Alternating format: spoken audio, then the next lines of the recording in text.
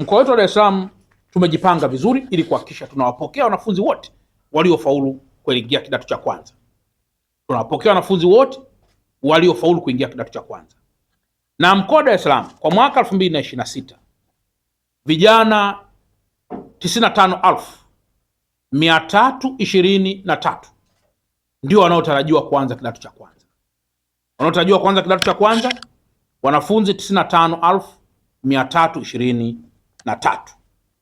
Na kwa mantiki hiyo tumejiandaa kuhakikisha kwamba wanafunzi wote wanaingia madarasani kwa kuwa na madarasa yanayotosha, na kama mmeona baadhi ya shule tumekushaanza kujenga shule za mfumo magorofa. Waziri wa Nchi, Ofisi ya Waziri Mkuu, Tawala za Mikoa na Serikali za Mitaa, Profesa Shemdoe ameelekeza kwa dhati kwamba kabla ya tarehe 10 ya mwezi wa kwanza tuhakikishe miundombinu yote ya kuwapokea wanafunzi ipo tayari kwa ajili ya kuwapokea wanafunzi wote waliofaulu. Ni kweli kwa dhati kwamba yapo baadhi ya maeneo tumeendelea kuwekeza nguvu kubwa ili kuhakikisha madawati yanayopatikana yanalingana na wanafunzi. Na pili, wakurugenzi wote sasa katika mkoa wetu wa Dar es Salaam wamejipanga kuhakikisha kwamba madawati yanakuwa yanatosha kwa wanafunzi wote ili kuepuka vimichango vidogo vidogo na vimichango holela ambavyo wazazi wamekuwa wakitozwa kupeleka dawati au na vitu vinginevyo. Lakini pia wanafunzi wanaotarajiwa kuingia darasa la awali katika mkoa wetu wa Dar es Salaam. Darasa la awali mtakumbuka kwamba serikali pia imewekeza kwa sehemu kubwa sana, ni wanafunzi 135,000. 135,279.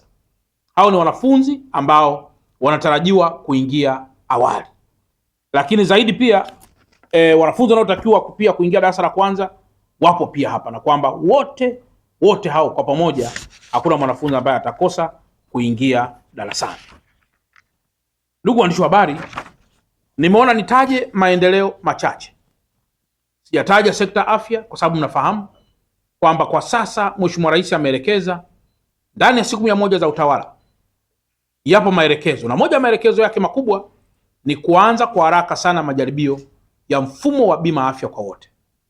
Na sisi kama mkoa wa Dar es Salaam wenye population kubwa ya watu, wenye hospitali kubwa sana, tumehakikisha kwamba tumeweka mifumo mizuri kuwapa taaluma hii ya bima wananchi wetu, ili jaribio hii itakapoanza basi wananchi wa mkoa wa Dar es Salaam wawe namba moja katika kuitikia wito na maelekezo ya Mheshimiwa Rais kuhakikisha kwamba wananchi wanapata ahueni ya matibabu kwa kutumia bima ya afya kwa wote.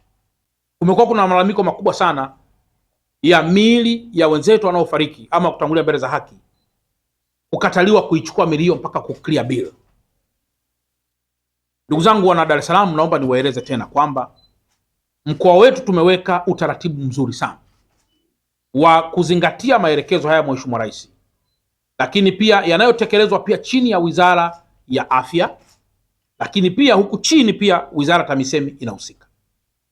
Watendaji wetu wa serikali za mitaa na watendaji wetu wa serikali na watendaji wetu wa kata wanafahamu wajibu huu wa kuhakikisha kwamba wanawarecommend wale watu wote ambao hospitali zote zitahitaji taarifa za ziada kuhusu mgonjwa ambaye amepoteza maisha ama mtu ambaye amepoteza maisha.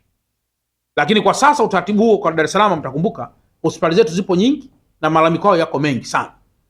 Kwa hiyo tumejipanga pia na wenzetu ili kuhakikisha kwamba wazo hili ambalo limeletwa na serikali la kuhakikisha tunaharakisha kwa haraka sana kuwapa wenzetu miili ama ndugu, kuwapa miili ya ndugu zao ambao wamepoteza maisha, unafanyika bila urasimu wa aina yoyote.